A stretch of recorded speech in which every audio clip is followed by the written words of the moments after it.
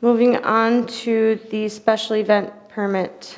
Yeah, Mr. I'll Jansen. grab that really quick. I'm going to hand it over to Assistant Administrator Ike. Again, on June 5th, when you made your direction on moving forward with this golf course, one of the motions you made was that staff was to develop a special event permit for use in city parks and public land, and then to bring that back to you. Part of that permit was you allowed the 2 planned tournaments. It said nothing further, no other further events until this permit has been approved by the council. That's been drafted, and I'll let Assistant Administrator Ike walk you through it. Yep. Okay, so same as sort of the last item. This is actually very similar to a form of a special event permit I've used in previous municipality I worked in. It's pretty straightforward. There's not a lot of complicated stuff here. Obviously, just breaking down the area, we have, basic contact information, name of applicant, name of the business, anything that needs to be done there. And then very quickly, event information, general information about what they're going to do. If they need a parking plan, I will say one thing you'll notice in here is I mention a site plan constantly throughout this document. That is because we will be expecting some sort of site plan on if they're going to do a big event, tournament. Let's say we get a carnival in town or any number of other things. If somebody wants to have a big party, they think they're going to have 300 people here at City Hall Park. Yeah, we're going to want a site plan that lays out all of the details on everything here. If you're going to have food and beverages, I want to know where they are. I want to know what type they are. I want to know what's going on. If you're going to have parking and you think you need additional for what's provided in the park, I want to know that. Same thing with stages for music and live performances is included in here. Fire, EMS services, alongside law enforcement services. We will want a site plan for that stuff as well. However, it clarifies inside the special event permit here that if the person wants law enforcement or they want fire EMS, they want something for some reason, they need to go talk to Chief Sandell or they need to go talk to the fire marshal. And they've got to talk to them and coordinate with them based upon what's the need, what's going on, who's going on where, and of course, it lies with them as the chief and the fire marshal to decide, any decisions that are based in their departments or their issues falls on them to decide for themselves, whether they want to do it, whether they don't want to do it. Any details like that have to be worked out sort of individually that way. Private security services, I have it included in here because it's rare, but I have seen it before, especially again with something like if we get like a carnival or something large like that coming through. Same thing, event sanitation, cleanup, recycling, if there's any traffic control that needs to be done, if they're going to be popping generators down, any additional power they might think they need on site. Yeah, it's a lot of straightforward stuff. I will say we do have liability insurance expectation in here. So if you're going to be coming in doing something, we expect you to have some level of liability insurance, something that, that will help cover them or cover the event. Obviously, this application in its current sort of drafted form, we have an imagining, and Administrator Chansky, correct me if I'm wrong, we have an imagining that this would be filled out, we would process it, and then we would bring it forward to you for approval. Correct. So if, let's say, somebody didn't want to do the liability insurance or maybe wanted to waive something, may not recommend it depending upon what it is, but if you as a body said, Dan, that's a little onerous for this particular event for whatever reason, we want to do an exception, that's something that could be done. You obviously have control over that as well. Same thing with promotion and advertising and all the way down. So it goes through many, many things here, clarifies who they need to ask, where they need to ask, and how they need to ask it. And then at the end, it's just got a certification and waiver that basically says, hey, you're responsible for your own event, and we can tell you no. If the council says no, we can say no, among other things. So if you have any questions about specifics or... I'll just add one quick thing on top of what Daniel said. Our thought process for this permit is this permit covers like individual parks. So not necessarily like right now, we wouldn't necessarily require someone to use this obviously to rent a pavilion. You know, they come in, the pavilion rental, we've got the fee schedule for that. They come in, work with staff, schedule it, pay their fee, and they can have the pavilion for whatever, you know, most people it's 3-4 hours max. Same thing still goes with the ball fields. We get, you know, the school district gets those for no cost. And if someone else wants to use them, like we've seen it before where someone rents the pavilion and the ball field because they're having a family kickball tournament or something, they can do that. Our thought process with this is if someone wants to like essentially reserve an entire park, you know, the intent here is like the disc golf course, if they want to, you know, have a tournament and they want the whole disc golf course, or their, you know, their company, they want to do employee team building and they want to take one of the 2 courses and play that and reserve that from their company outing, they would submit this. If someone wants to, as kind of Daniel said, essentially take the entire park here at City Hall because they want to do some large event, they would require, you know, they want to use this whole park for a 10K. We'd say, okay, you want to pretty much take the whole park for your 10K. You've got to submit this thing. So it would not be individual, like I want the small pavilion or the big pavilion, or I want the community room. I want like essentially the entire park to myself or for my event for, you know, more than likely an entire day or more. The other thing Dan and I talked about would be that this would be kind of for, he's going to talk about here in fees a little bit. We are prepared to talk about that. The intention of this our thought is up to 3 days. So wouldn't be, you have to submit a permit for every single day of an event. If you're doing a multiple day event, it would be cover your whole event, and our recommendation would be up to 3 days. Yep, 3 consecutive days. 3 consecutive days. Do you want to just quickly go into our thoughts on the fee schedule, and then we'll let council dive in? Yeah, we can jump back to this in a second. So we've been talking about this for a while, and I've talked to, obviously, different members of the community a little bit here and there. We've talked to the Parks and Rec Committee, so I'm just kind of talking to people, trying to get an idea of what we want to do. We were thinking, given the size of some of the parks and how the place is kind of divided up and looks like, we were thinking probably if we do a flat fee for this here, and the price language is not currently included in it because we wanted to talk to you guys first to make sure you would approve of it. The flat fee we were talking about for the permit for processing and everything would be $250. That covers all of the parks that are in the area in this city, essentially. The only sort of exception that comes to that is the disc golf course.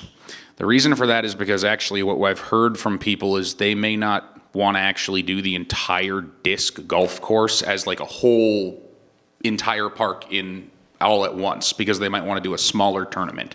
They may want to do, you know, what is it, the front, it's 9? 18. 18, yeah, the front 18, the back 18, or however many it is. They may want to separate those out so that, you know, if they have a tournament with a lot of little kids, they may not want to walk the entire back end of the course, in which case they'd just do course A in this situation, which would be the old one, not including the expansion. So if they wanted to reserve that, let's say for a weekend, Friday, Saturday, Sunday, 3 consecutive days, that would be $250. If they, however, wanted to do both course A and B, it would be one permit because it still is one park, but it would be $500 for the entire course on that one special event permit. That's correct how we were thinking about it. So I wanted to kind of gather your thoughts on that. Like I said, we hadn't included anything in here. Our goal was to kind of see if this was okay. Do you guys like this? If you don't like it, you turn it down. We take it back to the drawing board and I rejigger it however we need to. If you're okay with this and its current design, then what we can do is we can add language towards the top there where I've got all the technical details at the start about, you know, relevant costs and explaining, you know, in this paragraph here, relevant costs, explaining how the breakdown is, that it covers all city parks, et cetera, et cetera. So did anybody have any thoughts on that?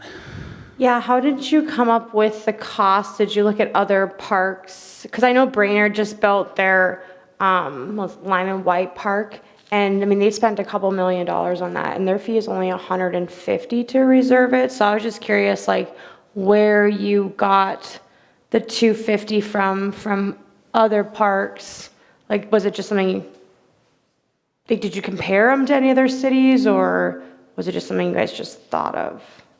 So we compared it to other cities in the area, like just kind of looking around. The main problem we ran into is that we have a lot of different kinds of parks, especially with like the disc golf course. It's a very different kind of park. It's not really flat. It's not really easy to maintenance. I mean, we can maintenance, but it's a little more difficult. So we're trying to find like a middle ground here to figure out, okay, how much work do we think we're going to have to do on cleanup? Let's say somebody went in there, they filled out the special pen permit, they did the thing, and they totally trashed the place, which it's happened before. And then Public Works guys are in there cleaning it up for days, trying to figure out, how much they're doing. The cleanup here at City Hall Park is going to be, a lot easier than a cleanup in the hills back over So there. 250 would be for this park? 250, yeah, and what we're It doing. seems like a lot. What we're trying to It's- do is uniform it, so Yes. it's 250 no matter what you do. One of the other things we also found looking at other parks is they do it by the day. Yes. We're looking at a flat fee for up to 3 days. So, looking at other, other disc golf courses, what they do, it's. So I wanna it's- separate this it's for two 150 seconds. It's $150 per day. If you want to park, it's per day. I think we should separate the disc golf course from the other parks, because if I had my child's birthday party at the park, $250 to rent it for a couple hours, I mean, That's if you want the entire park. We're separating that from, as I said, it's different. We're not talking about the pavilions. what about this park? Like, what other parks do you guys? We're talking about if you want to hold this whole park, so it's from essentially the parking lot all the way back to the alley, and you want the ball field, the overflow parking, both pavilions and the playground to be yours and yours only, 250. 250. What other If you want parks? just the pavilion, that's, I think it's like $20 an hour. Okay. But what other parks are there besides that you could rent? The sad part you've got is someone wants to. That's over on Breezy Point Drive. Some of the discussions we talked about is a fishing pier. Someone wants to do some kind of a contest or event at the fishing pier. You got the beach. And that's 250, you're saying, so 250 for the beach, 250 for the fishing pier, 250. Because what you're doing is you're giving that entity sole use of that park during that time. Right, I understand that. I'm just saying, looking at even the brand new park, the brand new thing that Brainerd just had, it's only 150 to rent. 250 seems like a lot. Now, I could be wrong. I'd look more, but 150 might be just for the band shell. The amphitheater. I would have to go back and, I just talked to the mayor about it actually, and it was 150 to rent out is what I was told. So that's why 250 just sounds like a lot of money to rent out a park. And again, for us, area. well, as Daniel said, we weren't looking at it as so much for a money maker, but of if, when there's an event, say on any park, the next day or the day after, depending on when the event is held and when staff's coming in, staff's gonna have to police, normally the Public Works will have to police that property to look for, make sure the garbages were taken out, make sure there's not litter everywhere, make sure things were put back properly if things were moved. So they have to go back out after the event and make sure everything is squared away as it's supposed to, and that's staff time. Plus the time to administer the permit, so receiving it in, getting on a council agenda, reviewing the, permit. This permit is gonna get touched by, probably, myself, the planner, Joe as Public Works, police, fire. This might touch a lot of hands, so that's where we're kind of looking at that cost of having to administer this permit. I would like to know, I think before making a decision on cost of what to charge people, I would like to know what other cities are charging their people, their residents for the park, because again, I do feel like the disc golf course is one thing, but I think looking at the other amenities that we have to offer, I don't want to overcharge people. Brainerd does have, they seem to have a lot of different fees for every one of their pavilions, there's a slightly different fee, and the fee changes if it's Monday through Friday versus Saturday, Sunday reservation. Yeah. And so, and some of it's pavilion with the kitchen or Memorial Park Pavilion with the kitchenette. So, I don't know if we want to get that complicated with it, No, but but I think that it would I think help it's fair to know. try to look at other cities if we haven't already. Yeah. Plus, if we're going to allow somebody to rent a park for 3 days and taxpayers of the city have no use, are we going to look at limits? I mean, do I think this would happen all the time? No.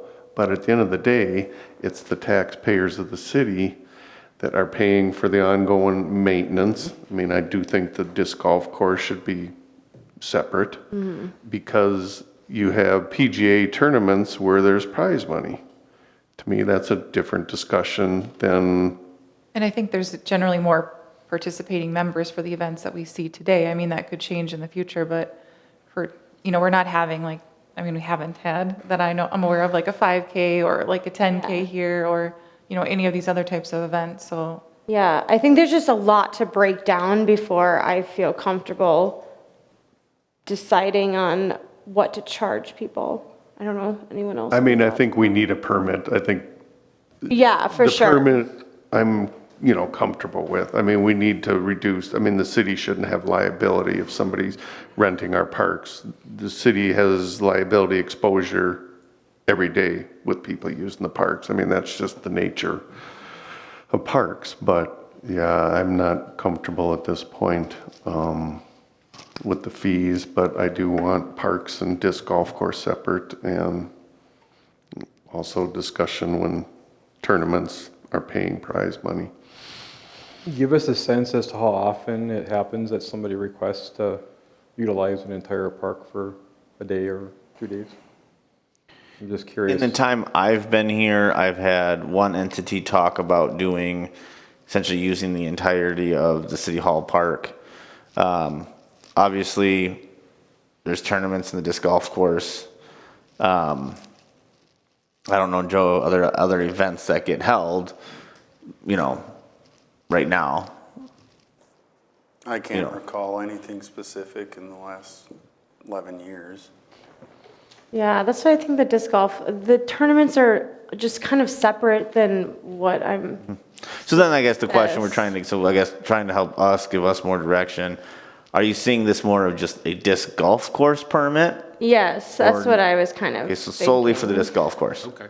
Well, I think it might be appropriate to have just an event permit. Permit, yeah. In case we do have events, but maybe you do separate it, and maybe it's a little bit harder administratively, but not much, to just have separate fees for the disc golf course. I mean, because you did indicate, like, it's gonna be harder to do the work there, so we can justify the increase in the cost Well, for if we do that. this as just a disc golf course permit, then we can create a fee that's obviously just for that. Right. Yeah.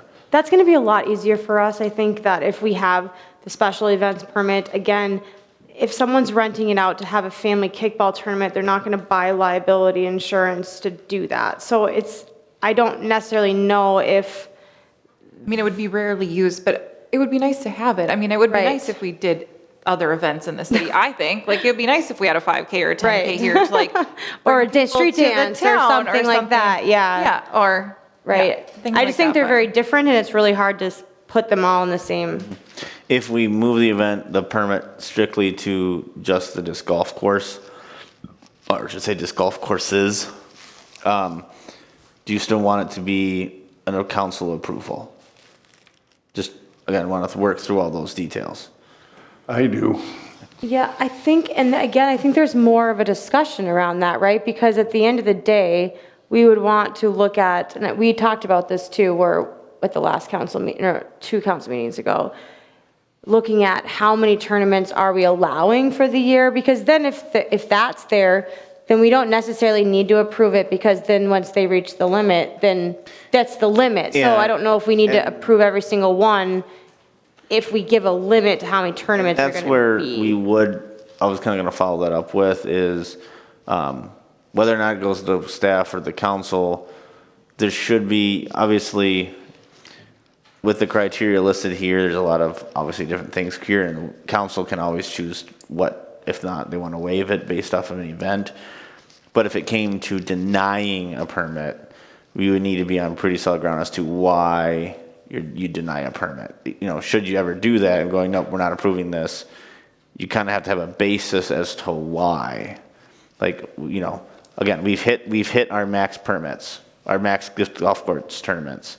Right. Only because, the only reason I say that is if you get to a point where we are just kind of, I don't like your event, we're gonna deny it. You do open yourself up for potential litigation because you're going, well, you allowed X and X to use your golf, use your amenity, your disc golf course. There's nothing in this, you know, your ordinance or something that prohibits my thing. So why are you saying no to me? Well, and I don't think that, I mean, if you look at other cities, they don't bring that to council to necessarily, if you're reserving something, you pay the Brainerd fee. does. For what? Do they, for every, not when they rent No, every not to like the pavilion, but if you want to use a special event permit where you want to use a city parking lot, you're asking for a road to be Right. shut down, that has to be Right. approved. And by that the would city be, council. that would be different, right? Again, so I feel like that's a separate, we need to separate our Yeah, I mean, it's events. separate from child birthday Right. party, but yeah, special events permit is needed and warranted for, Just different fees, yeah. Yeah, I think we'll just, if you guys can go back maybe and break it down a little bit. I had some questions when reviewing it. First off, I thought it was like a citywide special event permit. The one that came to my mind was when Hairball came for a special event at the oh, ice that's arena. right, yeah. You know, that was a special event, and so this is strictly looking at public parcels. Oh, yeah, we really don't have, to my knowledge, really authority to determine what someone can use on their, like what the ice arena can host unless they're affecting.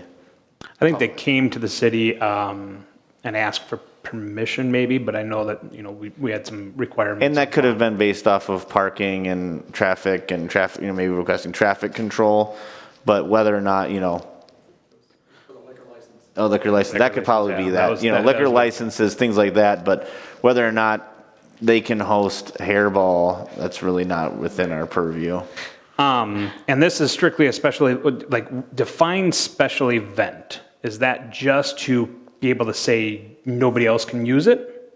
Is That's that the what a intention, is definition you are reserving the right to use that land or that amenity for the requested period. So if a 30-some group came to play kickball, is that a special event? Or is that a gathering? I would say not, it only becomes a special event if they want sole use of the property. So that's why we reserve this space, the pavilion. If they want to come and be here first and play it, that's fine. Wait. But if they show up and someone else is playing it at the time that they wanted to play it, if they haven't reserved it, Right. they don't have the right to kick the people off. Yep. So that's where it comes with a special event of you are reserving the right to have sole use of that amenity for that period of time. Otherwise, you can gather with anyone that you want for anything at any of Public the land. public land, like, so. Yeah, you what don't we're saying is necessarily- you get sole right and Right. anyone else will be removed or asked to leave. Is there, I don't know if this is, maybe this is a terrible idea, because you'd have to like modify it potentially if we added other parks, but like, is there, you like put 10 check boxes at the top and you list like, you know, the front 18, the back 18, you know, the entire city park, you know, or the fishing pier, you list the public beach, and then if you're filling out the permit, you can check it off and it's clear to them that this is the conditions for it, this is what you're applying for, instead of the questions around like, oh, I just want to play soccer over here, like this, you would look at this and you would know, like, I don't need to fill this out, because Right. it doesn't apply to me, like, I don't know. Couldn't do that, a lot of those questions, people just call us Okay. and ask those questions. I mean, I don't know, it'd be nice to put it somewhere, at least. Yeah, we Just we make definitely it- can. I can do Or that. if there's We'll a have to cover figure letter out or exactly something, what, I don't but know. Yeah, we can figure out language that says this, Yeah. like, for the purpose of this is for like sole use of, Yeah. you know. Is there Right. any way that we can actually have you guys work with Park and Rec instead of being a council? Because then I feel like they can kind of come together and maybe put some more, Ultimately, the you have to little make details around ultimately, this? the council has to make the decision. Yeah, ultimately, but I think it would make more sense to go through them and they would have more ideas on like how to maybe set this all up and then come to us with kind of that final product versus it being us trying to figure it out up here or, I mean, I don't know, I don't know exactly how you guys want to do it, but it was just, Seems to me like we may be overcomplicating. I think Right. what really initiated the conversation of the event permit when it had to do with larger gatherings and tournaments being held Exactly. with disc golf. Right. I don't like the idea that any taxpayer would come to a park and somebody has a permit to rent that entire park for a day and they're not able to use it. They pay for that. I don't think the special event permit has any business addressing the use of parks. Period. I mean, I'm imagining a number of scenarios. The beach, I want to rent that beach for 2 weeks. So no one else can go down there and use the public beach? That just doesn't feel like a very good approach to me. And I'll just respond to that just to say, like, this is what we heard from as staff, from the council, was it had to be managed. We didn't want people out there, we didn't want huge groups out there, and with no parking plan, and what are they doing about bathrooms and all of that. So the only way to make them do that is getting a permit. I can't just, if a group of 30 people shows up at this golf course, I can't just walk up and be like, where's your parking plan? That's why I It's think it public should be land. disc So golf that's part of where we specific. got with the permit. What we also heard from this council and previous councils was we wanted to recoup the costs associated with maintaining, and if people are we're gonna have big groups using our amenities and essentially precluding others from using it, we should recoup some costs. So that was the other thing we heard. And that's how we kind of got here, was how do we manage the use of public parks and amenities and cover costs? I think we were just talking specifically about tournaments for the disc golf course at this time. I think that's kind of, I don't know if anyone's had any other issues with the other parks parks. made that I mean, I comment, feel like that was kind of our main thing, was just We heard the parameters surrounding the disc golf tournaments, specifically tournaments. Yeah, I would agree there, but I think Brad brings up some excellent points that, especially potentially for a weekend, you're telling the taxpayers of the city they have no use of a public park. That's no different So- than anywhere else, though. If so- you can And I, rent and I out. wonder, and I wonder how many are actually So- going to be days. I mean, we have to, if we approve them, I mean, we wouldn't approve a 2 weeks, like use of the beach, like. So can I just, Madam Mayor, respond to that comment for both Councilmember Scott and Councilmember Jensen? And that, what I'm hearing, and that's what I'm saying, I want to understand, what I'm hearing is, well, then there's no special event permit. We're not going to give anyone the precluding of the right to use it. So if you want to generic go out there and play it, you can, but you can't preclude anyone else from using anything. That would be That's not what I- correct. Which means we're not going to permit tournaments, and if someone, and the only one I'm getting at here is, unless we say no organized events, then someone can still organize a tournament and we have no way to manage it. I don't like that idea. So that's what I'm just getting at, is if you don't want, from what I'm hearing, you don't want at any point the public to be told you cannot use something, then it has to be available to the public at all times. And unless you say no organized events, and then we'd also have to have the problem of the burden of proof of proving your event is an organized event, there's no way we can manage it. I don't think other cities do it that way. I mean, that's why they have a special event permit. That's why they pay a fee. I don't think that it's fair that I don't know, it just doesn't make sense. We need to have parameters around organized events at the disc golf course. We're going to talk about the disc golf courses. That's literally what this is about. I don't think it's about anything else than that. We need to be able to say, okay, this is how many tournaments we're going to allow a year. You have to apply for the permit. You have to pay a fee. Yes, you do get to say, I'm renting this for the weekend. I mean, that's kind of a lot of the whole point at the disc golf course. They wanted to be able to play tournaments, so we can't just say, oh, no organized events, and not be able to manage To that. David's point, I mean, I agree, like the initial discussion was on the disc golf course, but do we only want to focus on that? I mean, not that anybody does it today, but you could have then 30 people go, say, use the beach, and sure, other people can come on there, but you're holding an event on a public beach, and, I mean, there's probably going to be cleanup involved at some point by city staff, so, I think I don't know. Brad was still on a thought process for you. I know when David said that that what he was understanding is you didn't want a special event, you said that's not what you were intending. What was? Right, I think getting at what Angel and others are, just differentiating, not requiring a permit for someone to use, a multi-use city park, right? I think our thought was that with the disc golf and events and tournaments and large gatherings happening there, we need a permit, right? That reinforces certain things will be addressed and taken care of. I just don't think it's going to work for a park. I mean, if you issue a permit for someone to use the city park here, am I going to really be asked to leave? And am I really going to leave? And what's going to happen if I don't? Right? Well, I will that's a just good say, I will say this, first of all, Right, no, I agree. I'll say first of all, that's why we're here. We're trying to get your feedback, and if you Right. only want disc golf course, we'll go back and do disc No, golf your course. kid can't play at the park today. Now, What I'll we follow do up- today, if someone reserves a pavilion, we tell that it gets posted, this group has this pavilion from 8 to noon.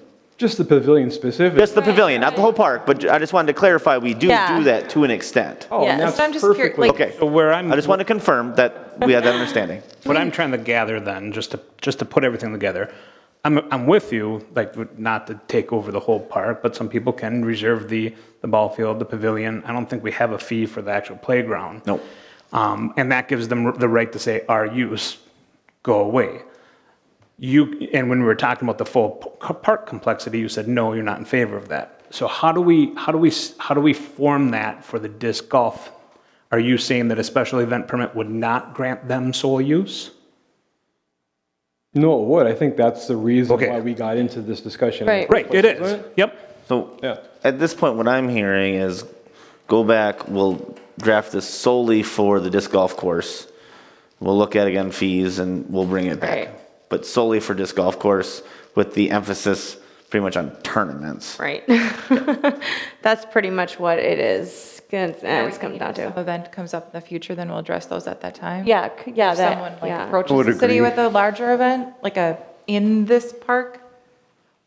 Yeah. I mean, I don't know how other cities do like Have you seen 5Ks Professional today. Take Like, do coming they to- shut down the park like in Nisswa when they want to do a 5K or 10K? Do they? I don't think it runs they through the do. playground. Yeah, And that's where we could just play it kind of by ear at that point. Yeah, is I if think someone so. wanted to do a 10K and have the whole park, we can just tell them, you have to come to the council. There doesn't have to necessarily be a special form for it, and you as the council can Right. decide if you want to allow that. or yeah. not. I mean, years ago, they had street dances. Yeah, like a street dance. I think we would. I mean, but You know. that hasn't been I think for that- years. I would assume it's partnership with the city at that point. Yeah. That's a bad assumption. Many years ago. Yeah, I don't know. I think that we should really just focus on the tournaments so we can get those locked in so that we kind of know coming into the 2024 year, we know what we're doing. And then, I don't know, everything else has worked just fine with reserving pavilion. There hasn't been any other issues, so I don't want to fix what's not broken. And I'd say the disc golf special event permit would be in front of the council, at least Right. for the first number of times, maybe the first year, whatever. Maybe we change that, but for now, they come in front of Right. for approval. And Because that I was think fine. there I needs to thought- be yeah. limits to Right. the number of Well, and we need tournaments. just to Right. make sure that we're doing Yep. right by everybody and Correct. Yep, that's And I fine. only meant from Parks and Rec, if you guys were talking about all these little park rental things, and I just didn't see that being a, do you want a motion in this form? I think we've got the direction. I think we're good. Could I just ask one quick question, if it's okay? So we'll bring it back. Does it, I mean, just like the way it's written, is there anything that stands out from you guys that you're like, change that, Dan? no, I think it's just information, right? I mean, we're gathering all the information on the who, when, where, why kind of thing. Okay, cool. I would definitely take out the things that don't apply, amusement rides, Right. pyrotechnics. We're not going to allow fireworks back there. Yeah, just make it disc Working. golf specific Okay, for perfect. now. Okay. Okay. We are going to go ahead and move on to the rules, code and conduct procedures. Mr. Yashansky? Okay, thank you, Madam Mayor. So this goes back to council and workshop on June 26th. Discuss the draft of the rules of conduct and procedure for city council and all committees, city committees, commissions, boards. And in that discussion, you had a full draft. I kind of outlined the areas that you had mentioned you wanted to look at further and us to amend or clarify on agenda amendment, under agenda development, agenda outline, matters not on the agenda, abstentions, virtual participation, code of conduct. So we addressed those. Redlined is attached. One item that I realized like today that I had meant to put in there and I had not. And actually something we already did today, as we did have a request to look at putting in there a break time. And I realized this morning, as I was looking at that going, oh, shoot, I meant to put in there a recommendation. So pretty much what the request was, kind of what we did today, is at a specific time, we take a 5-minute break, allow people to use the bathroom. Should we have a long meeting, stretch their legs. We could put that, I think that would go pretty much under, probably after subdivision 3, under section 3, subdivision 3, agenda outline. That's where we would probably, or maybe actually. Maybe be like discretionary based on where we're at in the. Yeah, so it'd be, I would say it'd be under section 3 where we would say, you know, the council may, not shall, but may consider taking a break after, I don't know what the council would consider, 90 minutes, 2 hours. You know, I think 90 minutes kind of is that, you know, and again, it's a may, you know, if you're in the middle of a discussion item and you want to finish it first, you can say, we're going to finish this first, and then after that, we'll take our break. Or if it's, we're having a really good fast meeting and you're like, we're on our last item, let's just Right. finish the meeting. So it'd be a may. So that'd be something I think I would like to add, would be just language that says the council may choose to recess, you know, for for a period of time after 90 minutes of a meeting for a break. Otherwise, quickly working through it, everything that you requested changes, that's in red. So first change really would be in your packet. It's on page, it'd be 77 of the packet. Under section 3, agenda development. What that was is talking about all efforts shall be made to deliver copies thereof of once the agenda's been developed to council members within 5 calendar days of the meeting. So that was saying, you know, we wanted to have it in advance to make sure time for both the council, adequate time for the council to review it as well as the public. I did add, there's some clauses I wanted to make sure we had in there. In the case of a special meeting or emergency meetings, agenda may not be delivered within 5 calendar days of the meeting, dependent on the circumstance of the meeting. Like if it's an emergency meeting, that means you're calling it within like 24 hours. Obviously, there's no, you know, same thing with a special meeting. There might not be obviously the time. We'll still have to meet what statute requires for noticing, but there might not be time to get like a full agenda packet published. Obviously, it would be made available at the meeting.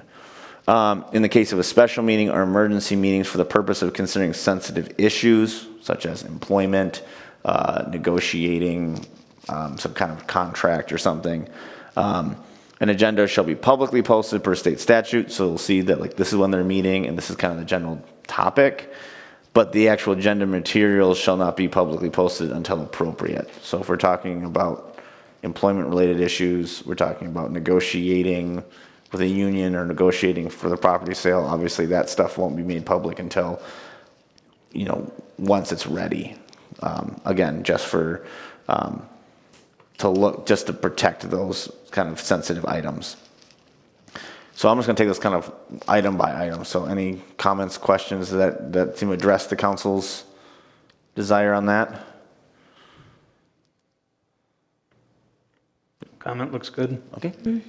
Under the actual agenda outline, we just added, which we kind of already implemented, was a after mayor and council reports agenda forecast for staff to just try to let the council and public know items that we anticipate coming up in future meetings. Under subdivision 6, items not on the agenda. Here, the desire was to add language that said, however, no formal act, should a council member requests an item be added to the agenda and the council approve that request, that no formal action shall be taken on such matters with the exception of emergency matters or matters with time-sensitive deadlines. So if a council member requests that an item be added to the agenda, it would be purely for discussion. No direction would be taken on that item until a future meeting. Again, with the exception of if it's like an emergency item like we had a couple months ago with the whole animal control issue with where we would the impounding of animals. Questions there? Okay. Okay, now we're moving down to section 4, subdivision 5. So we're on page 79 of the packet regarding abstentions. So we wanted to add, we talked about bona fides. That's when you have a legitimate conflict of interest. You, for example, as a council member, depending on what it is, potentially have a financial gain. That's a bona fide conflict of interest. You should abstain from a vote. But then we also wanted to add perceived. So maybe there isn't a bona fide, you aren't going to actually benefit, but for whatever reason, involvement or something, there might be a perceived conflict of interest. So we added the word perceived, also added such a conflict of interest shall be, again, subject publicly stated prior to a vote being held. So, and then, I actually don't know why that was in there twice. That's actually a line that's in there twice. We don't need to have that in there twice. But actually the line was no member may be obligated to abstain for perceived conflicts of interest. So at that point, it is up to that member to decide, because it's perceived, not actual, whether or not they want to abstain. So, comments on that?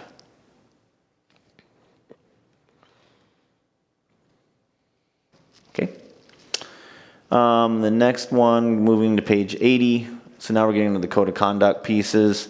Under conduct in public, so what we did here, the main comments we had were actually under subdivision 2, but to address those in subdivision 2, we actually addressed subdivision 1 first. And so what we clarified is conduct in public meetings. We talked about it's in the context of city council meetings, committee meetings, or other such meetings of a public body. So this is what we're talking about of those formal meetings is where these conducts apply. And then one bullet there, we just added or members of the public.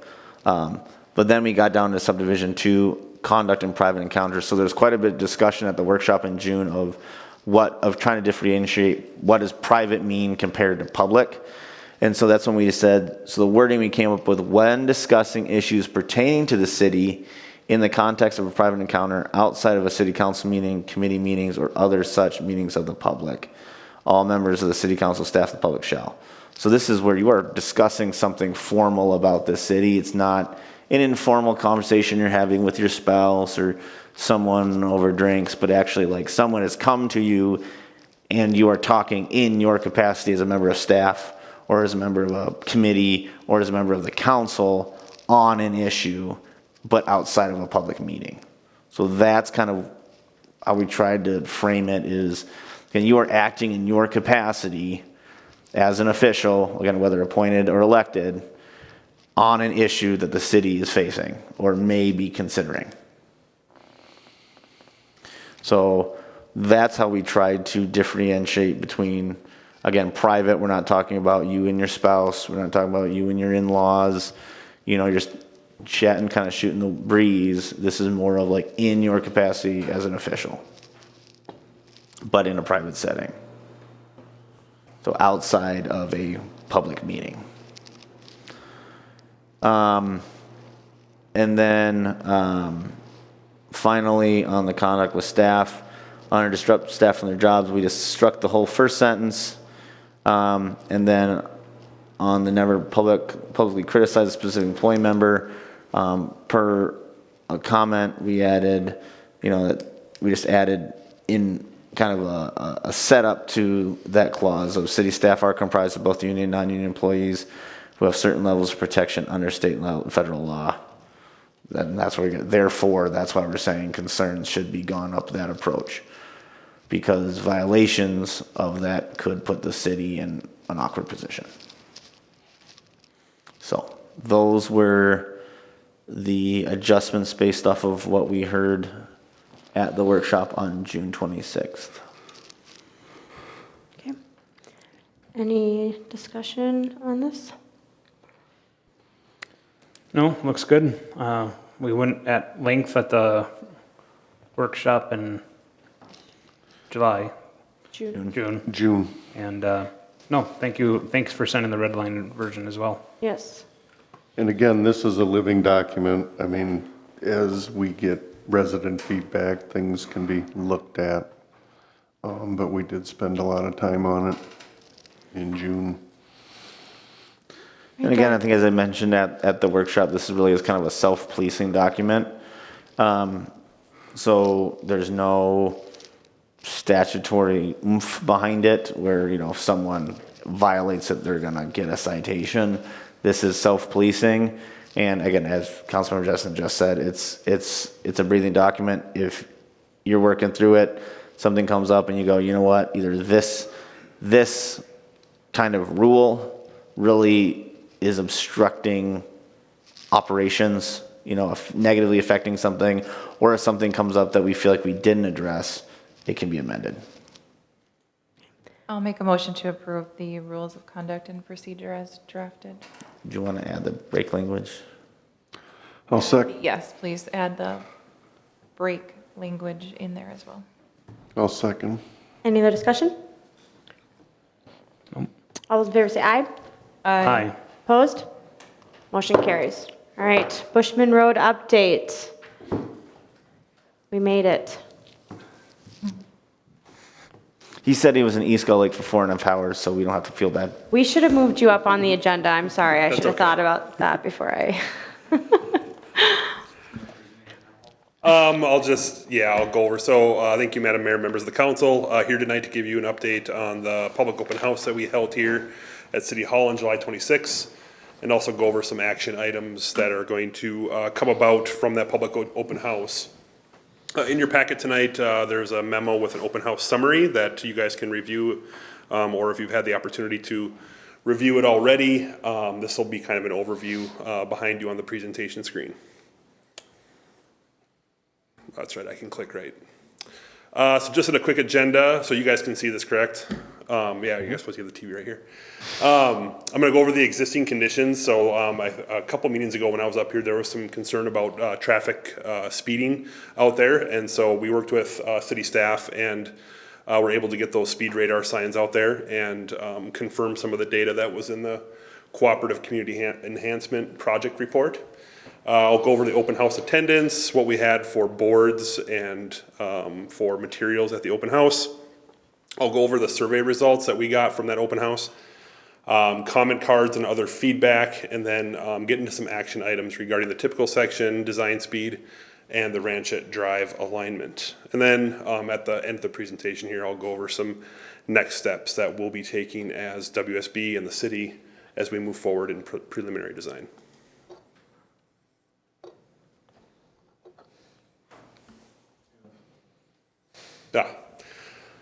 So this was a direct snip from the Cooperative Community Enhancement Project. This was done by Bolton and Mink. This was completed around the end of 2021, I believe, or 2022? 21. Yeah, so the two spots that are of most concern here regarding this presentation are the ones in blue along Bushman Road, one on the east end and one on the west end. That is the same location that we put those speed radar feedback signs. You can see from the report, the average speed taken during the report or the study phase was 40 miles an hour on the west end and 40 miles an hour on the east end. The 85th percentile speed, which is basically taking the full list of data and taking what the 85th percent is, because you're always going to have 10 to 15% of people that drive over the speed limit on a consistent basis. This is how traffic engineers set speed limits on roads like this. So you can see that 46 miles an hour on the west end and the 43 miles an hour on the east end is that 85th percentile speed. And I want you to concentrate on those two. So the traffic radar signs were placed out between 719 and 726 on the west end. You can see the average speed taken in that timeline was 35 miles an hour, and the 85th percentile speed was 41. So that basically solidifies the data that was collected during the Cooperative Community Enhancement Project, that 40 mile an hour speed limit is appropriate for Bushman Road right now as it's currently designed. And then there's some data about the average peak speed, which is all of the peak speeds that a vehicle is going as it approaches that sign, and then the highest speed that was seen during that time frame was 59 miles an hour. On the east end, kind of the same story here. That 85th percentile speed is what I want you to focus on, being that 44 miles an hour. That does confirm basically the same as what we saw in the Cooperative Community Enhancement Project report. You can see that the highest speed that we clocked out there was 55 miles an hour, but the average speed was 38. And so that's the average of all the speeds on the road. So that does also go to support that 40 mile per hour speed limit is pretty appropriate for Bushman Road as it currently stands. Some interesting notes there below that, 63% of the traffic was traveling under the 40 mile an hour speed limit, 37% was over. If we go to the east end, that was the east end, I'm sorry, the west end, 84% of the traffic on the west end was going under the 40 mile an hour speed limit, and then 16 was going over. Any questions about speeds? And that's the hillier part, right? The west end, that's got more Yeah. hills, yeah. And I'll just add, we did talk about, and we looked at kind of a staff perspective, placing the sign elsewhere. The issue we got, if we want to try to play it midway, especially around Green Scene, is you've got that big hill there.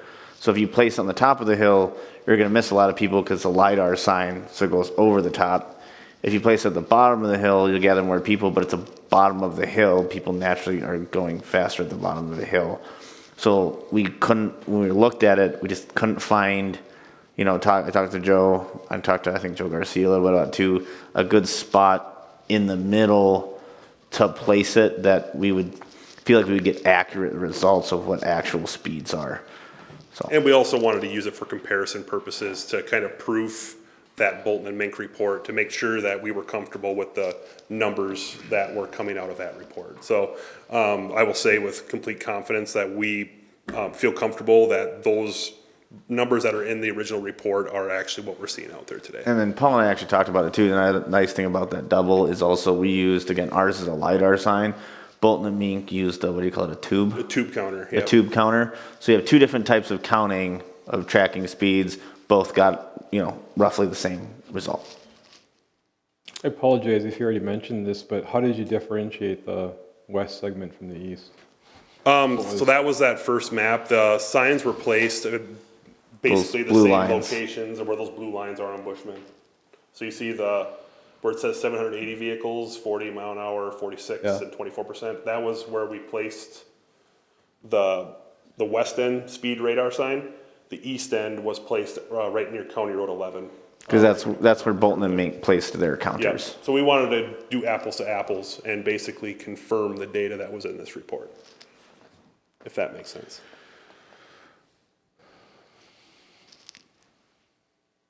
Yeah. So like I was saying, we held an open house on July 26th. We had a great turnout, way more than I've ever had for public open houses for road projects before. That's with a caveat that Buffalo Hills Lane, that was the most people I've had at a public open house in my career. But there was 37 attendees that signed in, and we estimate there was about 50 to 55 people total. I think Daniel was counting people as they were coming in. Some people refused to sign in. Others were staff members or whatever, but there was probably 55 people in here throughout the night. I don't think I missed a slide there. I clicked twice. You can use the scroll bar too, Paul, if you want to go backwards. I think it's just lagging behind. I'm not sure. Because I'm clicking and it's not moving. There you go, now do it. Ah, there we go. Okay. This Windows. Okay, so we had a multitude of informational boards that were out during the public open house. I saw some of you guys there. The first one that we had was a welcome sign. That one's not on here, but the project overview, this is basically a direct snip from our website that we have up for the project right now. It goes over kind of the history of Bushman Road, why the city is considering a project right now.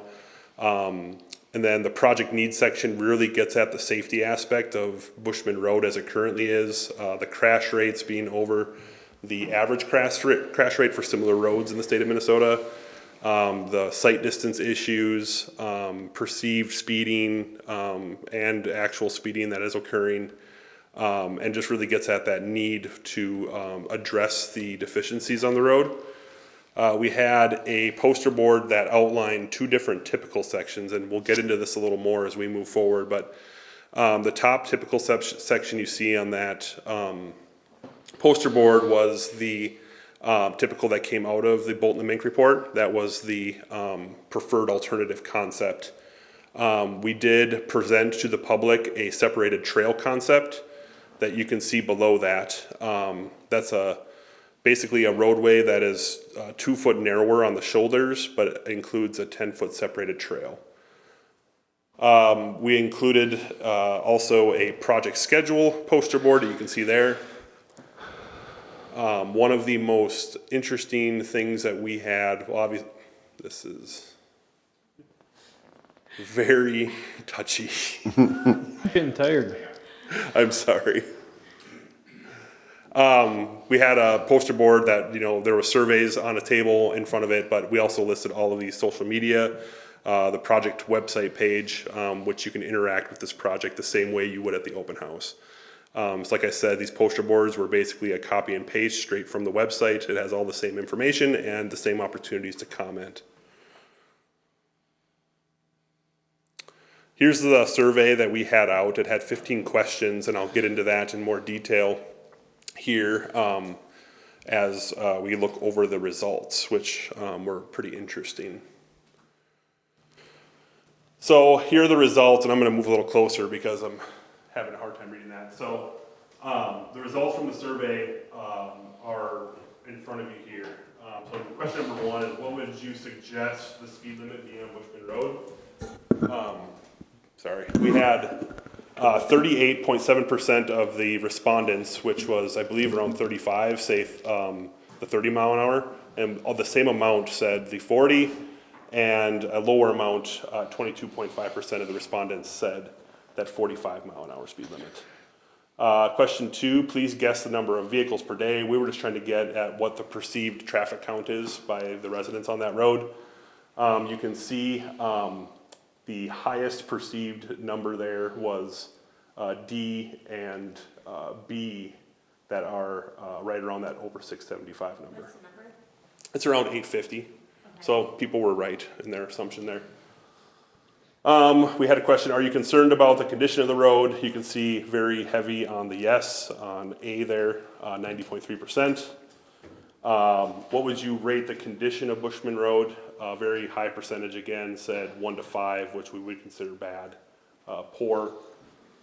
Are you concerned about the heavy truck traffic? We had a very heavy percentage, 3/4 of the respondents say yes, they were concerned with truck traffic at 77%.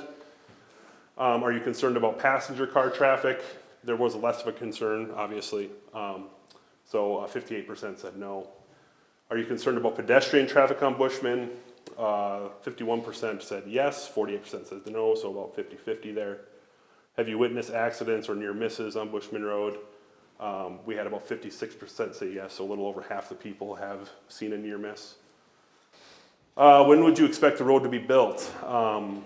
We had 2 years, so 36% of the people, maybe they got that off the poster board for the schedule, but there was a bunch of people that said undecided, which is letter D. What would you like to see Bushman Road as a major community collector road moving forward? This is getting back to that Bolton and Mink report where, they asked the question of, do we want this to be a county road at some point in the future? 75% of the people said, no, we don't want that. So good feedback there.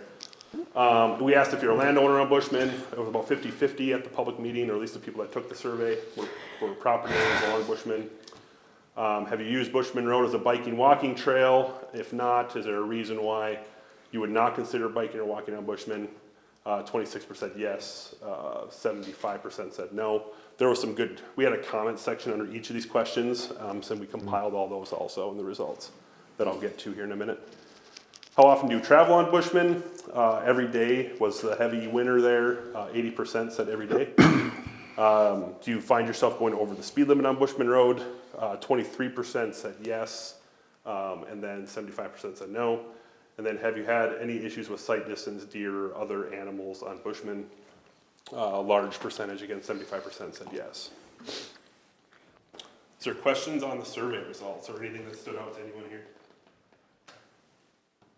Just, I know we're not going down the Collector Road path, but was there some sort of definition or discussion for them on that point, so they knew what like a Collector Road is? I just have, okay.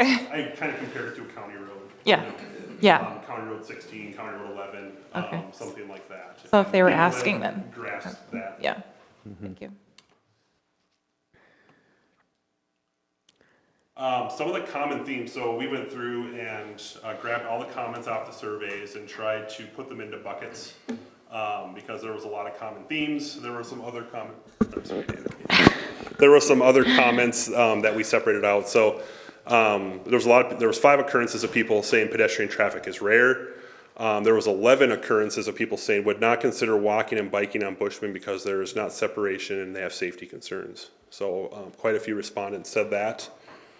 4 respondents said already lots of trails in the area. 7 respondents said there's lots of truck traffic. 4 respondents said the witness near misses very frequently. 7 people said the traffic is too fast, and 13 people said that the road is in very bad condition with potholes and hills. Some other just random comments. 1 person said functional except in the spring. 1 person was concerned with residents' repair, but the trucks are destroying the road. Nothing has been done in 20 years except fixing potholes with some hot mix. Considering the road is 30 plus years old, it could be worse.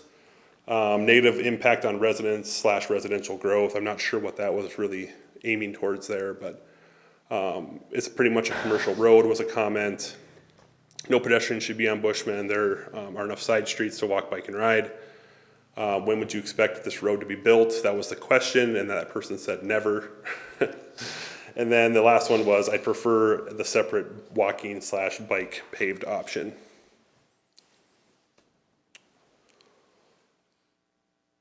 So with that, is there any questions about the general feedback that we got at the open house? So there's going to be 3 action items, and these action items are basically after this public engagement meeting. Now that we feel that we've gotten public input on the typical section, there was a lot of good feedback, I think, both for the trail and against the trail. I kind of showed you it was about 50-50 from the respondents at the open house. Is what would the council like to move forward with as we move past this stage of this open house? Is the separated trail of interest to the council? I did some investigations on trail cost and fully installed construction costs. You're looking at about $75 to $125 a foot. That's based on average bid prices that we've seen. And it can vary a lot dependent on what type of topography you're in, how much grading there is, how many intersecting streets there are. You would be more, if you have a higher density area, you'd be at that higher end, but a road like Bushman, you'd probably be on that lower end of that 75. On a 10-foot width? Correct. Okay. Yep. With that, I've done some investigations into our company internally to try to find a contact for Minnesota Power. So we want to have a meeting with them to basically discuss the use of their power easement for a separated trail. If the council elects to move forward with that, that would be the route that we would like to consider going, is keeping the trail far separated off of the roadway, as if you keep it kind of tied to the roadway at a certain width from the road shoulder, you're going to have a lot more impacts to not only the power poles, adjacent properties. So we'd like to If the council elects to move forward with a separated trail option, we would like to really investigate that with the power company to use their power easement as a part of that.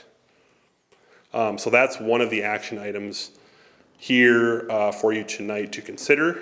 I don't know, Dave, if you have anything additional that you heard at You know, I think the one thing to kind of, the reason that the trail typical section comes up is a couple things. One, because we have heard conversation from people that they don't go on Bushman, but they'd like to go on the Bushman, but they don't go on Bushman because they just don't feel safe. You know, they like to run, bike, walk that corridor, but they don't feel safe as it currently is. So that's part of the idea of the trail is, okay, then we'll give some people somewhere place to recreate. The other benefit of the idea of the trail is, as you can see in the typical sections, you go from, is it 2 4-foot shoulders? Yeah, so we would To accommodate, on the top typical section, we would accommodate peds and bikes on the shoulders with a wider shoulder area for them to walk or bike. Yeah, so You gain, or you lose a little bit of that shoulder if you go with the separated trail option, which will help control speeds. yeah, so the idea there is now you have smaller shoulders, which then makes the road feel tighter, which again, that is one of the best controls you have for speed, is making drivers feel uncomfortable. So you still have the shoulder, which is something we don't have today. So if car breaks down, they have somewhere to go. But the idea is you'd push the pedestrian traffic to the separated trail and not have them on the side of the road. And then you also make drivers feel tighter. Going to what Paul was talking about, one of the other benefits of trying to work with Minnesota Power and seeing if they allow us in their easement, which Paul's worked with power companies before, and it's not out of the realm of what something they consider. One, and I think I personally believe that I think they would be interested in engaging us in the conversation, considering there's already essentially a snowmobile trail there now. But the other benefit is by being able to do that, so that'd be on the south side of the road, you can then potentially also shift the road itself, and which would hopefully lessen any impacts to right of way on the north side properties. So if we end up having to acquire right of way, there's potentially less impact because we've shifted the road to the south. Is Yeah, that it's kind of a accurate, Paul? balancing act between the power poles and we obviously don't want to, we want to try to avoid relocating power poles at all costs. And so narrowing the road a little bit does help that, and being able to shift the road a little bit to avoid impacting the poles and the north side properties. One thing, David, just to reiterate, when you say it feels tighter on that street, it causes drivers to drive slower, Yes. correct, typically. Okay, so that's the, If a trail was there.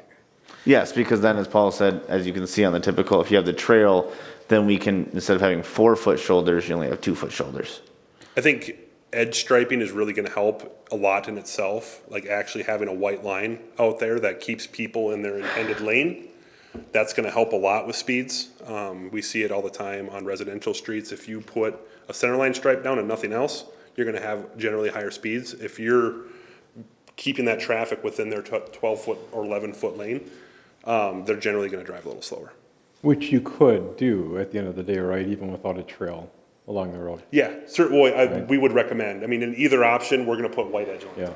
And I guess my overall thinking with the trail is, where are you taking people to and from on that segment? That was right? some of the comments we received. It's like, Thought on it too. I think it's a lot of money to spend Yeah. for a lot of maintenance in the future, and I don't High think cost. we can justify the cost for it in that location. Right, I agree. the only thing that I could see for a trail would be from Green Scene over to, what is that, Harvest. Or Would be the if there only- was range The only trail kind of just to be able to let anybody who's living on that side go north, come down, walk around the neighborhood. Gives you a loop more, but let people out of Castlewood get somewhere to walk.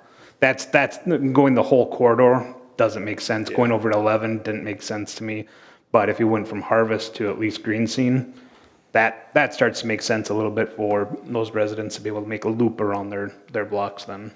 I'll say at that point, we're talking, that's what, less than a quarter mile.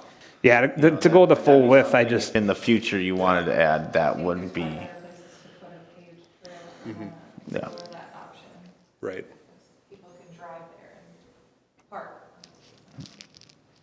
I mean, you've got the shoulders on the county road. Yeah, and that's, You know, I mean, but- We could stick with the 2-foot shoulders here. However, it would not accommodate safely a pet or bike on Bushman. We would recommend the 4-foot shoulders if you guys move forward without the trail option. And that's what came out of the Bolton and Mink report, was the top typical section you see here.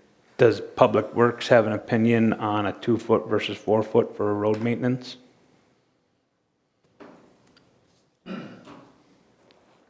Not really. I mean, the typical section would be a dramatic improvement. It would give water a place to go. There'd be water management. That would be very appreciated. Yeah. From a snow clearing perspective, it's nothing that a wing blade can't handle. I guess the biggest thing, if you go with the 4-foot, you're probably looking extra pass. So you'd, instead of going down the road coming out, it'd be going down, coming out, circle back at some point with the wing. Not a huge deal. Airport Road would be one of the only other few roads where one pass is not enough, so. So David, I don't know how you want to kind of structure this, if we want, I don't know if you want motions on this stuff, or if So we. I think what Paul's kind of looking for today is, so the next step is actually that true preliminary, is when they're gonna go into like the actual preliminary design, actually getting into the data and figuring out where is it gonna go, how is it gonna impact the different properties, and actually getting the true alignment in. So that's where this typical section kind of decision needs to come from, of where do you wanna go?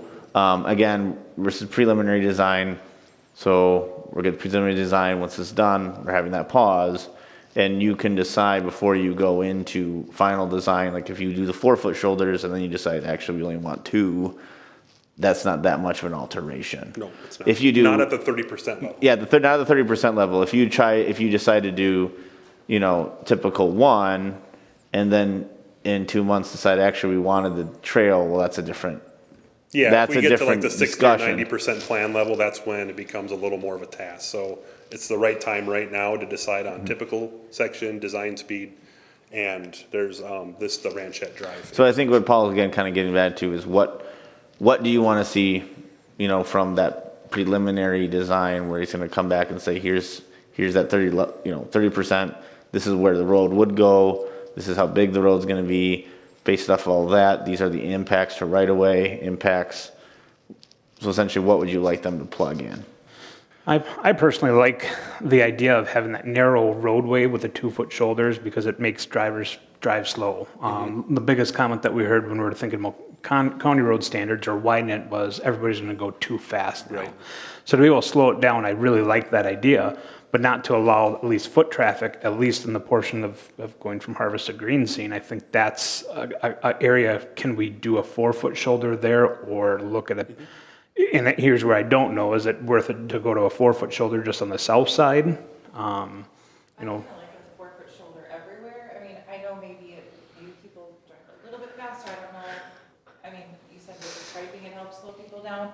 I think from a safety perspective, I like having a little bit of a shoulder. If something happens on the road, there's an animal or something, and you're just moving off the road for somebody, you're not just going into the ditch there. I mean, that's just my experience driving on roads, that I like when there is more of a shoulder and I can't say I drive faster or slower personally, but. One concern or question that I kind of have is standard street policy, and I'll go to Mr. Chansky, maybe to Mr. Zierden here, is we typically don't paint city streets. We don't have lines in a standard street. Is that correct? All of our collectors, do we have Correct. white? Yeah. So this would be one of the first, one of the roads that we'd continue And to this gets paint. back to Bushman kind of becomes that, it doesn't have to become that new standard, but kind of that new standard of, in the future, striping roads is not a bad idea. Granted, striping roads does have long-term, maintenance costs, because you stripe it once, it doesn't last 30 years. You gotta probably stripe it every few years. But it has those better traffic control elements of, again, stay here versus when you just have open blacktop, it tells the driver you can go anywhere on this blacktop. Is Bushman considered a city street collector right now? Yes. Okay.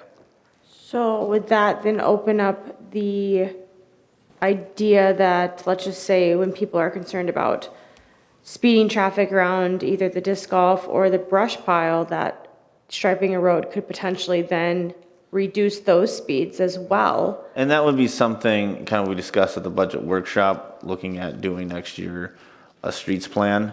Yeah. Those kind of elements also go into that streets plan of not just looking at our roads and reconstructing our roads, but what is our new standard? What are our standards going to be? Because that goes into the cost of, over the course of a road CIP, we have to calculate in, well, if you want them striped, the additional cost of striping, maintaining the striping, those kind of things. If you So- ask some residents, like, because I hear this a lot, whether it's Dove, Suffolk to get to the brush pile, the disc golf course, everyone wants safety, especially with children playing. So if you ask them like, hey, would you, this is going to cost this to do this, but it would potentially reduce the speeds, I'm pretty sure a lot of them would probably support having that additional cost for safety.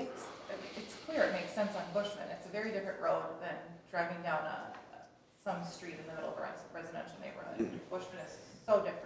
Your collector roads, I would recommend. That you And I might have hijacked that with the painting, and that's something that we could take offline for maybe discussing as collector roads, so I apologize. Well, and that's where I think it gets down to, once we get into the formal design, you can always decide to take the striping off.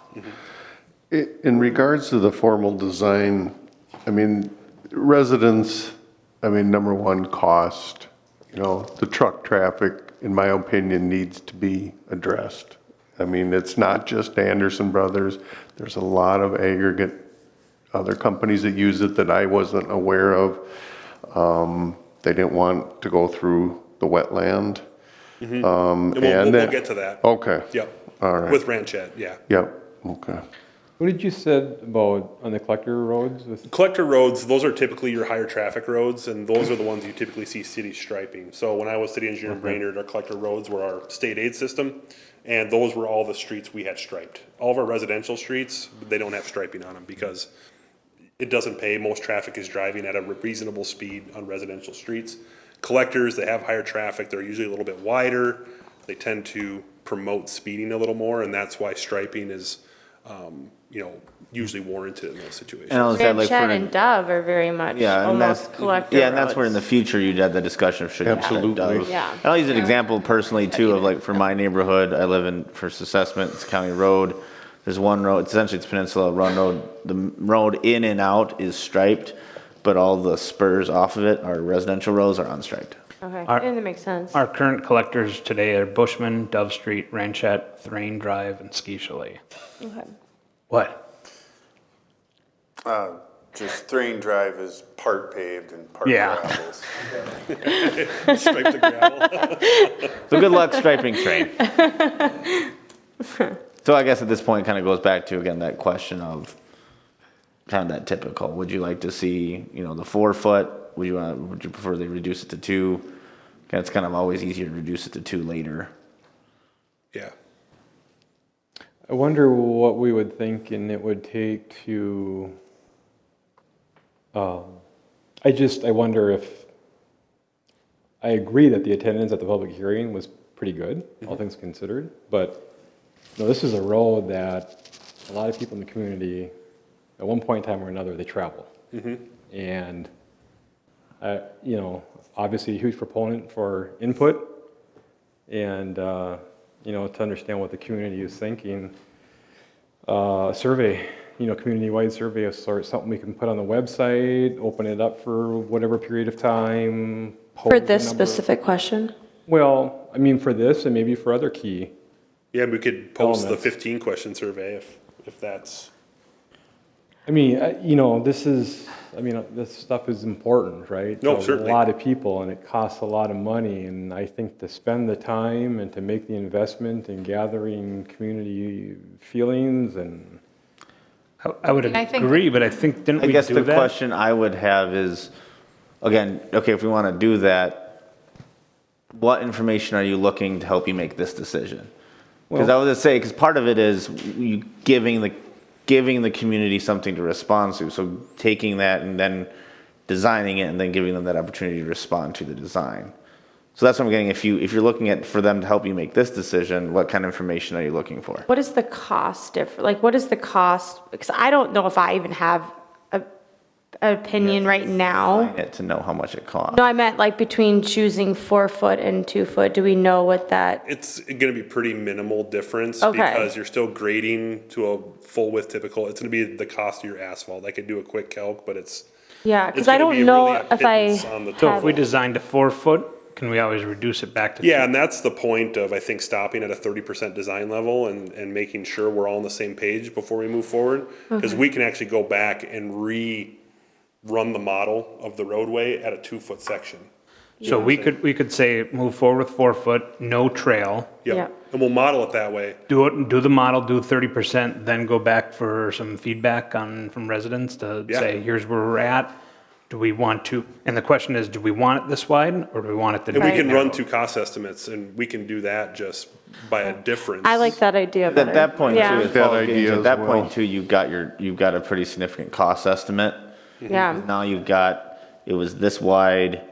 And we reduced it by 4 feet. right. Yeah, we just Here's put- the Because I don't cost. know if I have an opinion yet on what that would. Because then we're knowing Look exactly where like. it's going, we know the impacts, we'll also pretty much know preliminary impacts to Right. right away. So if we've got to acquire right away from people, we kind of know who and how much. And that might play into the decision of reducing the roadway width. You might reduce some of the impacts to the right of way, depending on what the. Because then again, we can also tell the people, because I know that's been a big question I've received as well, what about the right of way impacts? And until we have a typical and we put it down, we won't be able to tell people how much it's going to impact Okay, their property. I like that. idea. Could do it. The real question is being asked of us then, do we want a trail next to it?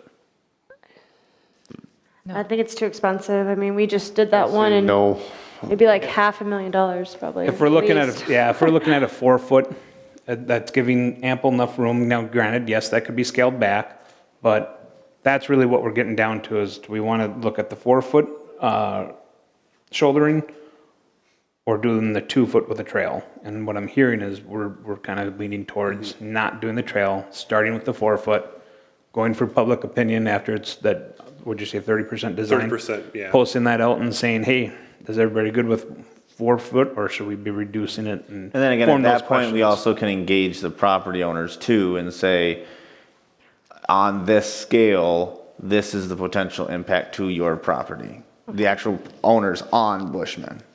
And we'll start getting narrowing down Right. into the Yes. cost. Yeah. Okay, I like that. I like idea. that. Yep. And I'm just good with direction, David. I Yeah. don't think we need. I don't So think do you we want a need- motion then if that I affects? think that's Oh, good. okay. Is that everybody, we're good? Yeah, I think that's good. I'd still like to see both 4 and 2 cost analysis. Yeah. Yeah, so yeah, we'll he'll run do that. that. As long as we get that, Yeah. Yep. Yep, we can do that. No trail, okay. No trail. but no Got trail. it. All right. All right, so quickly, design speed, from the survey results, you see that, the public input was basically split at the 30 and 40 at 38.7%. We would recommend 40. I think the Cooperative Community Enhancement Project recommended 40. That's what I think people are gonna travel on that roadway when it's designed at a 40-mile-an-hour profile and it's striped correctly and signed correctly. I think you're gonna see traffic speeds right at that 40 level. I don't think you're gonna get people to travel 30. You could sign it at 30, but I don't think anyone's gonna go that speed. I don't think that's even a possibility. And we would discuss like Ranchette speeds when we look at Ranchette, because I know that's 35 right now. Is it 35? Is it Yeah, posted it's 35? So you really only discuss Ranchette once we got to actually working on it. That's what I'm asking. Yeah, we will discuss it once we get to that point of the project. Is that what you're saying? Well, in this project, it's only like that very north end of Ranchette we're addressing, not the whole width of So Ranchette.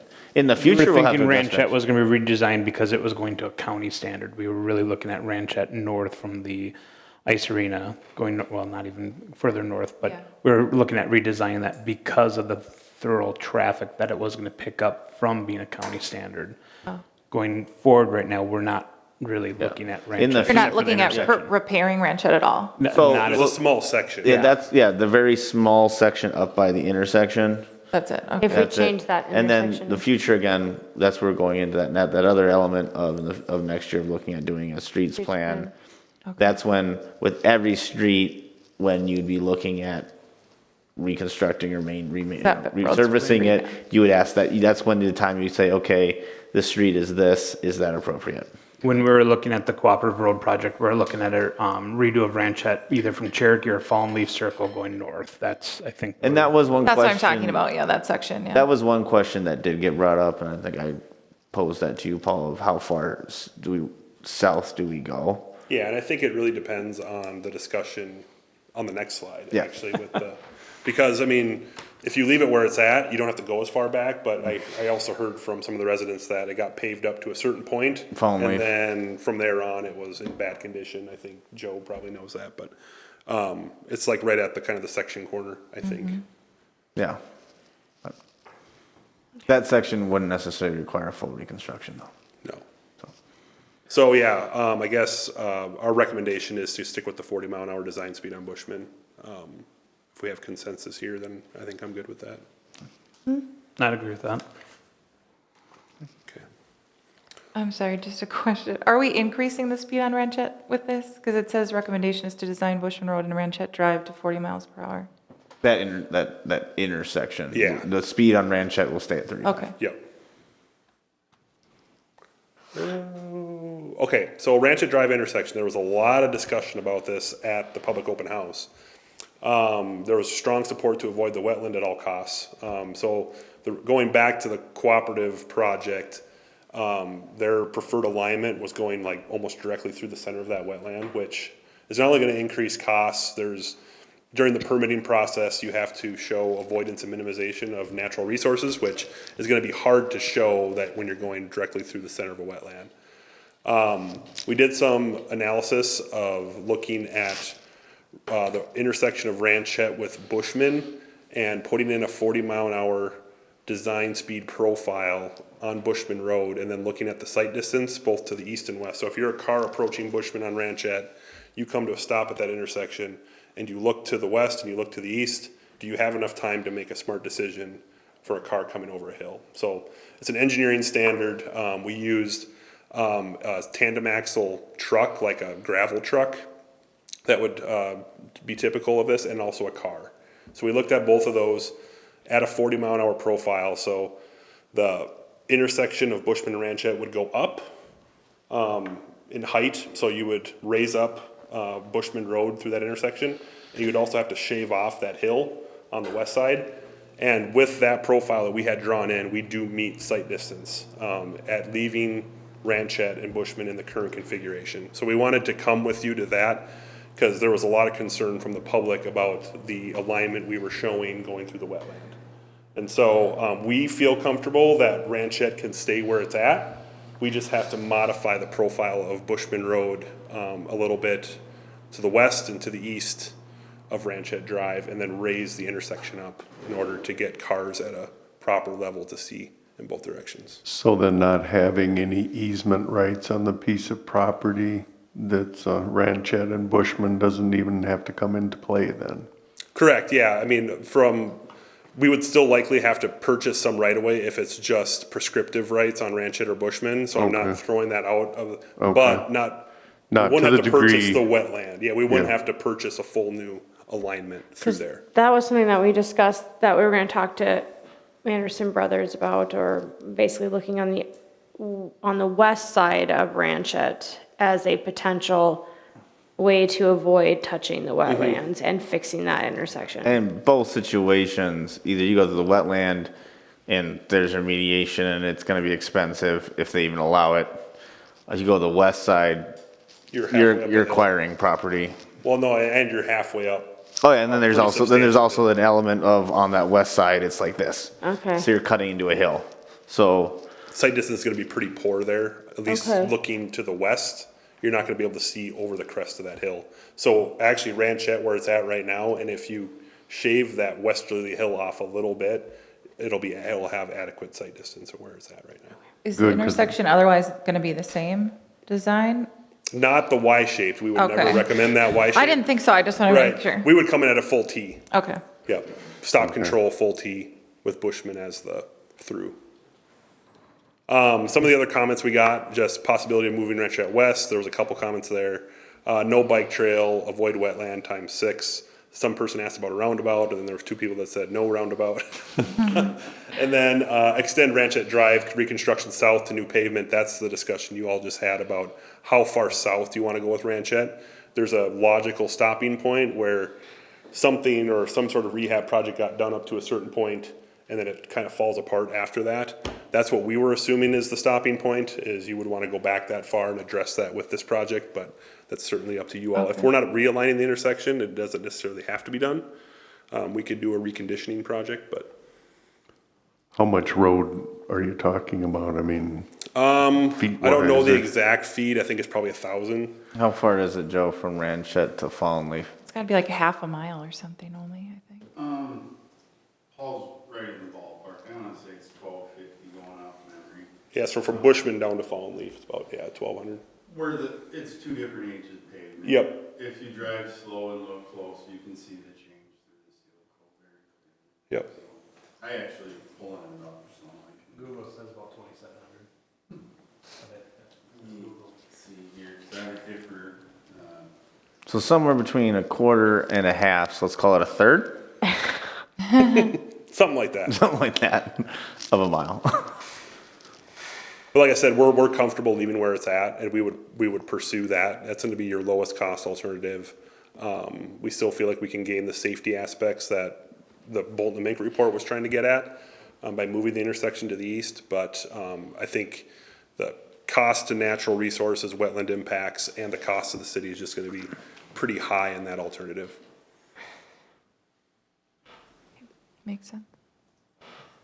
That's all I had. I just had some next steps, as David kind of alluded to. So 2023 preliminary design. So from this information that I got tonight, we're gonna finalize the alignments and the typical sections. We're gonna fine tune our vertical profile, and we're gonna check site distance on every driveway and every side street approach onto Bushman to make sure that every person entering the roadway has good left and right site distance. Cut cross sections and look at impacts to private property. We'll create a 30% drawing set, at which time we'll send that around to city staff to look at. And then we'll do those 30% cost estimates, which will include the 4-foot and the 2-foot shoulders. Then 2024, if you guys decide to move forward, we would move on to 60, 90, 100. That's when a lot of this stuff would get worked out. And once we get, like I said, to that 60, 90% level, that's where it's hard to go back and change things. So we want to make sure we're all on the same page moving forward after that 30% level. With hopeful construction in 2025. Paul, do you have an idea of when you think we'll have the preliminary done? Before I the don't think it's council? gonna take very long. The plans are gonna take a little longer. I would say not by the next council meeting, but probably. 2 October? months. Yeah. That's Which would be. better which- anyway than. Which is actually ended up being, Yeah. as I kind of said before, about the same time we'll be looking at finishing schematic design for City Hall, which again, the nice thing will be able to give the council both of those pieces of information for making future decisions on both of those projects. Perfect. Thank you so much for staying late. That's all good. Thank you. All right, wrapping up here. City council reports, anybody have anything? I do not. Yes, I do. Get my train of thought. So Breezy Point is part of the Heartland Cable Association. This was in the Breezy Brief. Essentially, Charter Communications puts a 1% fee on all cable TVs. We collect those as surcharges. And we are going to be seeing a disbursement of about $10,800 coming back to Breezy Point. I was pinged from a resident who serves on that, inquiring about utilizing those funds for emergency service sirens. And so wondering if we would want to entertain learning a little bit more about that at the next council meeting and looking into that. We did get some estimates. I had the chief look into some, and again, I only have that right now. But the estimates were about $12,500 for such a device, but one of the residents did ping me about utilizing those funds for that, so just Was bringing up it, this. was it a need they thought this the city have? It was based on need. I was contacted as well, Contacted that too. they felt the residents, actually over in the area where I'm at, Shoreview Lane, they live on Canary Lane, were unable to hear the sirens. Just, I want to comment if I can really quick on the cost estimate. That was from when we last installed the siren. Yeah, in this is a 2012. long time ago. At 2011, 12,000, let's so just call it, let's It's call it double. 20. I'd call it 20, yeah. So times 3, Yeah. That's But a good point. there is a lot of information to be learned about though. So if we want to learn a little bit more, I believe Mr. Chansky or perhaps the Chief Sandell would be willing to educate us, or we can bring outside sources in. Again, Chief would like to make a comment. Well, if you want a little bit of brief information right now, the outdoor warning sirens are intended for people who are outdoors. They're not intended for people in their residences. That's why you have the emergency radios and other things for notifications, smartphones, that kind of stuff. So with our emergency sirens, there's a map outlining the area that it is responsible for. The one that's up by the Breezy Point sales office on the hill covers Canary Lane in those areas. It is clearly mapped in the coverage area for that siren. So it would not make sense to put another siren in that area when it's already covered by one. Thank you. I think the area the resident told me they were looking at is the power station, substation area. That's covered as well. 3. Pardon? I believe that's covered as well in the map. Okay. I would just like to see the map and maybe further discussion or. Yeah, I would too. I think it'd be worthwhile to have more discussions and take a look at where we're currently at with the sirens and the area they cover. And, I think, because I heard as well from a few people. And I think really the request would come from more on the, I guess, southern part of the city. I think that information is nice though, because I don't know that everybody knows that it's not, so you're not supposed to be able to hear it in your home. Right. Like it's only for when you're outside. And then if they are sort of designed in a way as to meet this area, are we really going to spend $20,000 to add another one when it's not necessary? So we can look at it more. I'm not saying that that's. Right, not- and that's all I'm asking is maybe it can be part of the packet, a presentation, emergency services. I don't know who would be best to present on, if that would be you or if you want an outside source.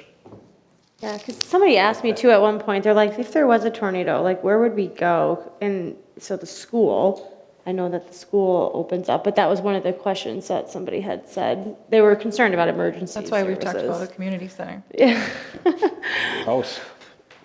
We can bring that in September. yeah. Okay. All right. If nothing else, agenda forecast, what do we have for the next council meeting? For September 5th, obviously, we're going to bring back the cannabis ordinances that we previously discussed. We'll bring back some information on the warning sirens. The Planning Commission meeting tomorrow, they're considering a rezoning on Chickasaw Circle, some lots that White Birch has.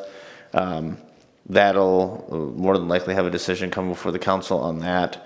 And then the big thing for September 5th, as of right now, is the preliminary budget and levy, public hearing and adoption. And again, the council does have that workshop on the 15th to go over that in detail ahead of the meeting, And that's at 1 o'clock on the 1 o'clock on the 15th. Okay, perfect. All right. Do I have a motion to adjourn to the August 15th budget workshop at 1 PM? So move. Second. All those in favor say aye. Aye. Okay. Opposed? Motion carries. We are adjourned.